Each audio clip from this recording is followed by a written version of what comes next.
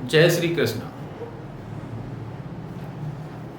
धारा 125 दंड प्रक्रिया संहिता ये प्रावधान करती है कि पर्याप्त साधनों वाले एक व्यक्ति पर अपनी पत्नी, संतान, माता पिता के भरण पोषण की जिम्मेदारी है। धारा 125 के संबंध में लोगों द्वारा ये प्रश्न पूछा गया, क्या माता पिता अपनी पुत्री से भरण पोषण करा सकते हैं? चूंकि दंड प्रक्रिया संहिता की धारा 1 उपधारा डी में शब्द है अपने माता पिता का भरण पोषण। इंग्लिश में हिज फादर और मदर। लोगों की आपत्ति ये थी कि हिज शब्द में पुत्री को शामिल नहीं किया जा सकता है, हिज बेटे के संबंध में प्रयोग किया है और हिज का आशय हिंदी में अपने हैं, अपने से स्पष्ट नहीं होता था। हिज का आशय इंग्लिश में पुरुष है, यानी बेटा है। ये तर्क थी और आपत्ति इसी पर थी कि एक माता पिता बेटी के विरुद्ध भरण पोषण का दावा नहीं कर सकते हैं। इस संबंध में सुप्रीम कोर्ट द्वारा विजय मनोहर अवार्ड बनाम काशीराव राजाराम सवाई के मुकदमे में अपना मत व्यक्त किया और हिज और हर को स्पष्ट किया है। काशीराव जिला ठाणे कल्याण में उनकी पहली पत्नी से एक पुत्री विजय मनोहर थी। पत्नी की मृत्यु के बाद दूसरी शादी कर ली। अन्य कोई बच्चा उनके पास था नहीं। वृद्धावस्था में जब उनके पास कोई आय का साधन नहीं रहा, वो अपना भरण पोषण करने में असमर्थ हो गए, तब पुत्री के विरुद्ध उन्होंने मजिस्ट्रेट न्यायालय में भरण पोषण का दावा किया।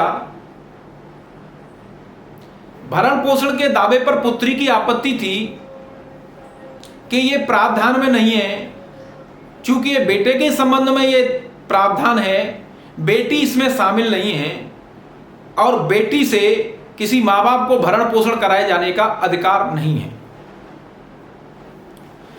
न्यायालय द्वारा ये स्पष्ट किया गया कि दंड प्रक्रिया संहिता की धारा 2(22) में जिन शब्दों और पदों को परिभाषित नहीं किया गया है, उनसे वो शब्द और पद जहां आईपीसी या अन्य जगहों पर हैं, वो परिभाषा मानी जाएगी। धारा 8 भारतीय दंड संहिता में लिंग शब्द को परिभाषित किया है और जहां पुल्लिंग यानी ही शब्द है, वहां उसमें कोई मेल फीमेल, कोई पुरुष या महिला दोनों शामिल हैं। यानी कि वो स्पष्टीकरण जो भारतीय दंड संहिता की परिभाषा में है, उसमें दोनों को शामिल करते हुए ये मत व्यक्त किया गया न्यायालय द्वारा कि ये परिभाषा ही और सी दोनों को कवर करती है और हिज और हर दोनों ही शामिल हैं। बेटा या बेटी दोनों पर नैतिक, सामाजिक, कानूनी जिम्मेदारी है कि वो अपने माता पिता का भरण पोषण करें। न्यायालय द्वारा अगर कोई आदेश किया जाता है तो ये देखना है क्या पुत्री के पास भरण पोषण के पर्याप्त संसाधन हैं, उसकी स्वतंत्र इनकम है अथवा पति की इनकम है, माँ बाप भरण पोषण करने में असमर्थ हैं। ऐसी स्थिति में न्यायालय द्वारा आदेश पारित किया जा सकता है कोई भी पुत्र या बेटी, इन पर यह जिम्मेदारी है, और अगर इनके पास पर्याप्त साधन हैं तो क्या एक माता पिता भूखे मर सकते हैं?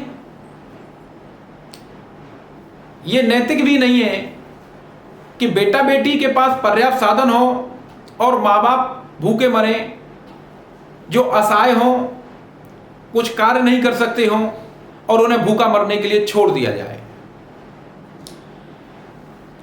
अंतिम रूप से न्यायालय द्वारा उस हिज का इंटरप्रिटेशन करते हुए यह कहा गया कि हिज मदर और फादर को हर मदर और फादर ही समझा जाए, यानी कि एक दावा पिता माता द्वारा अपनी पुत्री के खिलाफ किया जा सकता है और वो भरण पोषण उनसे करा सकती है।